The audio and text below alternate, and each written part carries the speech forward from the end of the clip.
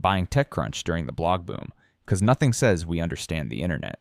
Like a company that still mails you CDs buying a website that writes about companies that don't mail you CDs. It was 2010.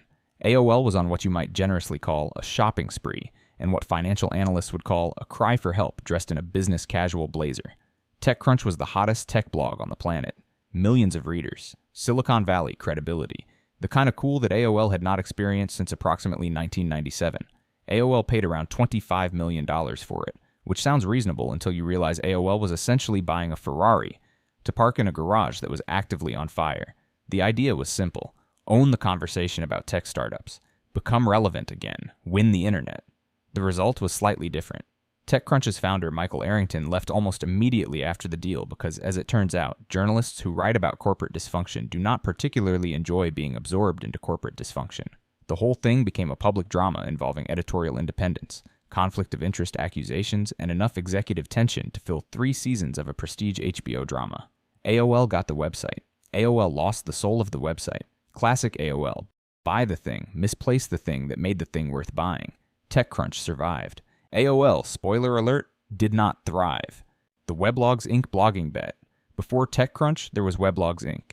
This was AOL in 2005, trying to catch the blogging wave approximately 3 years after everyone else had already gotten wet. Weblogs Inc. was a network of blogs covering everything from gadgets to cars to food. AOL bought it for around $25 million. The crown jewel of that acquisition was in Gadget, a tech blog that was genuinely beloved and actually knew what it was talking about. The strategy made some sense on paper. Blogs were exploding. Digital advertising was growing. Content was becoming king. AOL buying a blog network was like a video rental store buying a streaming platform. Theoretically smart, practically a preview of future disasters. And Gadget eventually became one of the most visited tech sites on the internet, which is impressive, and then AOL systematically made decisions that undermined it, which is also very on brand. The lesson here is that buying something good does not automatically make you good at the thing. A karaoke bar buying a Grammy does not mean the karaoke bar can sing.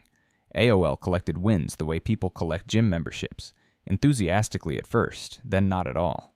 Turning into a media company with Huffington Post, AOL paid $315 million for it in 2011. $315 million. For context, that is enough money to mail out approximately 1 billion AOL trial CDs, which would have at least been on brand. Arianna Huffington came with the deal and was put in charge of all AOL content. The Huffington Post was massive, huge traffic, liberal political commentary, celebrity blogs, the kind of chaotic energy that the internet genuinely loved. The problem was that $315 million is a lot to pay for a website whose primary business model involved not paying most of its writers. Bloggers contributed content for free. Traffic was enormous. Revenue was not equally enormous. AOL merged its entire content strategy around HuffPost, and then the whole thing eventually got sold to Verizon as part of a larger fire sale. Arianna Huffington left in 2016. The site has since changed hands more times than a very confusing game of hot potato. AOL thought it was buying a media empire. What it actually bought was very expensive proof that content is hard and traffic does not automatically equal money. Buying an ad network to save AOL. This was AOL deciding that if it could not beat the internet, it would at least sell ads on the internet. Advertising.com was an ad network. AOL spent around $435 million on it in 2004. The pitch internally was probably something like, digital advertising is the future. We need a piece of it. This is our piece. And honestly, this one was not completely crazy. Ad networks were genuinely valuable. The timing was not terrible. But then Google kept getting better at advertising. Then Facebook arrived. Then programmatic advertising changed everything. AOL had a seat at the table. Then the table got flipped. They eventually rebranded all of this stuff into something called Oath, which is genuinely one of the most uninspiring brand names in corporate history. Oath. Like a reluctant promise. Like someone who agreed to something but did not really want to. Letting ICQ fade away. This is the one that will make tech historians weep directly into their keyboards. AOL acquired ICQ in 1998 for around $407 million. ICQ was the original instant messenger. It invented the concept, the little uh-oh sound, the flower icon. It had over 100 million users. AOL then proceeded to largely ignore it in favor of its own AIM product, and watched as MSN Messenger and eventually Facebook and then WhatsApp ate the entire market. AOL had the blueprint for social communication and used it as a decorative coaster. ICQ still technically exists. It has a smaller user base than most neighborhood book clubs. The Netscape rescue attempt. AOL bought Netscape in 1999 for $4.2 billion. Netscape invented the browser as a consumer product. It was a genuinely historic piece of internet infrastructure. AOL bought it and then mostly struggled to figure out what to do with it, while Internet Explorer won the browser war through the elegant strategy of being installed on every Windows computer by default. AOL had the Pioneer, Microsoft had the default. The default won. Netscape was eventually discontinued in 2008. The codebase did lead to Firefox, which is lovely, and also something AOL received absolutely zero credit for. Building the Patch hyperlocal news network. AOL built Patch itself rather than buying it, which is a different kind of mistake, but equally spectacular. Patch was a hyper-local news network. Individual websites for individual towns covering local politics, school board meetings, the kind of stuff that matters to people who actually live somewhere. AOL poured hundreds of millions of dollars into it. At its peak, Patch had over 900 local news sites. It also had an extremely expensive workforce and an advertising model that could not support the costs. AOL eventually laid off massive numbers of Patch employees, sold it off, and left a lot of small communities without local news coverage. The concept was not wrong. The execution was financially catastrophic. Local journalism is important. Losing hundreds of millions of dollars on it does not make it less important. Buying MapQuest before Google Maps. AOL bought MapQuest in 2000 for $1.1 billion. MapQuest was the dominant online maps product. Everyone used it. You printed directions from MapQuest and then got lost anyway because you missed a turn and there was no recalculating.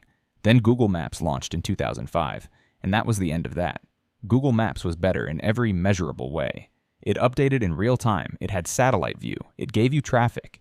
MapQuest had the map market, and then Google simply built a better map. AOL's billion-dollar investment became a very expensive lesson in how market leadership is not the same as market permanence. Buying Bebo at the peak of social media mania. In 2008, AOL paid $850 million for Bebo, a social networking site that was popular primarily in the United Kingdom and Ireland. This was the peak of social media acquisition mania. Facebook was growing. MySpace was still relevant. Everyone was buying social networks. AOL bought Bebo for $850 million. 2 years later, AOL sold Bebo for approximately $10 million.